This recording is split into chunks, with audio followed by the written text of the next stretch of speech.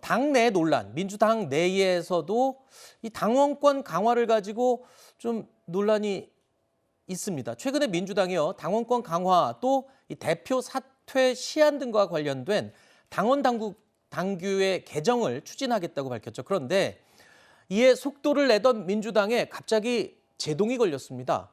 지난달 30일에 열린 비공개 의원총회에서 있었던 일인데요. 한 친명 핵심 의원이 이런 식으로 해서 넘어갈 문제가 아니다. 위에서 정해놓고 그냥 하달하듯이 한다고 따르는 게 아니다. 개별 의원들의 목소리를 더 들어야 한다. 그러니까 이 당원 당규를 개정해서 이거 대표 자리를 다시 맡게 되는 이재명 대표에 대한 입장. 글쎄요.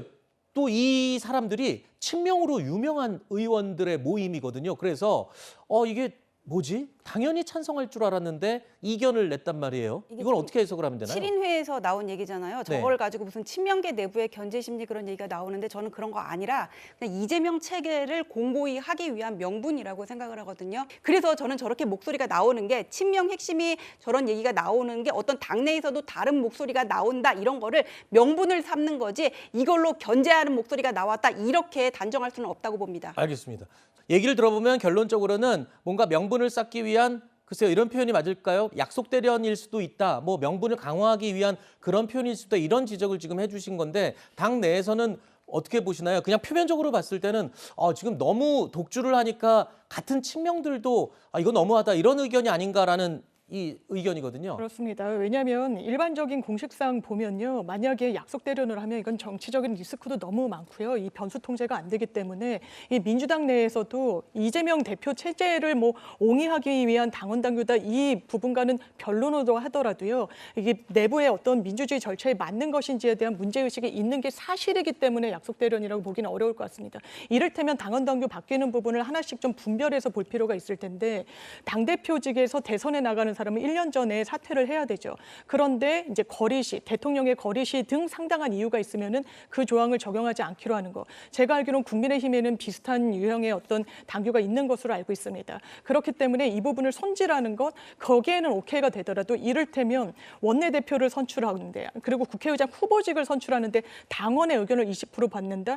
이 부분에 대해서는 상당히 당내에서도 이론의 여지가 많죠. 이 정성호 의원이 이야기했듯이 민주당 의원들, 당원들만 뽑아준 거 아닙니다. 국민들이 뽑아준 것이기 때문에 중도층 그리고 중도 확장을 위한 방향성으로 나아가는데 이 부분이 과연 맞는 방향이냐라는 문제의식이 민주당에 있는 건 사실입니다. 네. 뭐 민주당은 이재명 대표의 1인 조직 체계로 일사불란하게 지금 움직이고 있는 것은 모두가 알고 있는 사실인데요. 이 친명계 조직, 더민주 전국혁신회의라는 조직이 있죠. 자, 여기가 어제 전국 대회를 개최해서 2기 출범식을 열었는데요. 여기 또한 주목을 받고 있습니다. 현장 모습 보시죠. 몇 명 더 당선시키고자 함이 아니라 이재명 대통령 시대를 만들기 위한 목표로 우리 혁신회의라고 하는 단체가 출범을 했다. 중심은 어디에 있습니까? 국회의원들에게 있습니까? 정당 혁신, 정치 개혁, 정권 교체, 실천하는 개혁국회, 행동하는 민주당, 우리가 함께 만들시다. 당이 당원 중심으로 거듭나야 이재명 대표를 대통령으로 만들 수 있는 힘이 생기지 않겠습니까?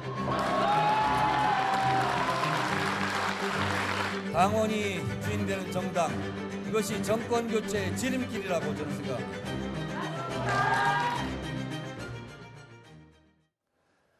더민주혁신회의는요, 원래 원외 인사들로 꾸려졌었습니다. 그런데 이번 총선에서 무려 31명의 당선인을 배출한 겁니다. 그야말로 당 내의 최대 조직으로 급부상한 셈인데요.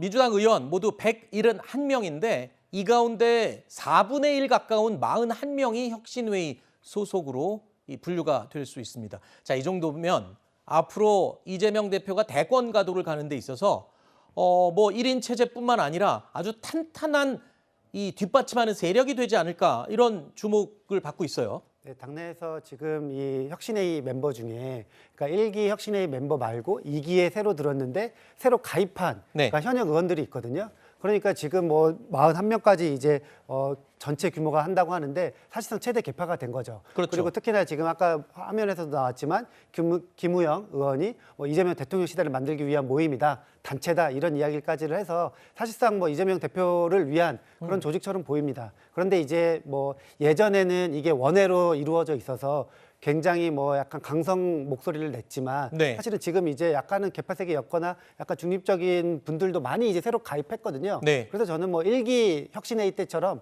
그렇게 이제 무조건 강력한 목소리를 내지는 않을 것이다. 그런데 어쨌든 이재명 대표를 위한 모임은 맞는 것 같습니다. 네. 이재명 대표 입장에서 볼 때는 든든한 지원군이 되는 거는 뭐 누가 봐도 인정할 수밖에 없는 부분이죠. 알겠습니다. 정치권 이야기는 여기서 마무리하도록 하고요. 네 분 인사드리겠습니다. 고맙습니다.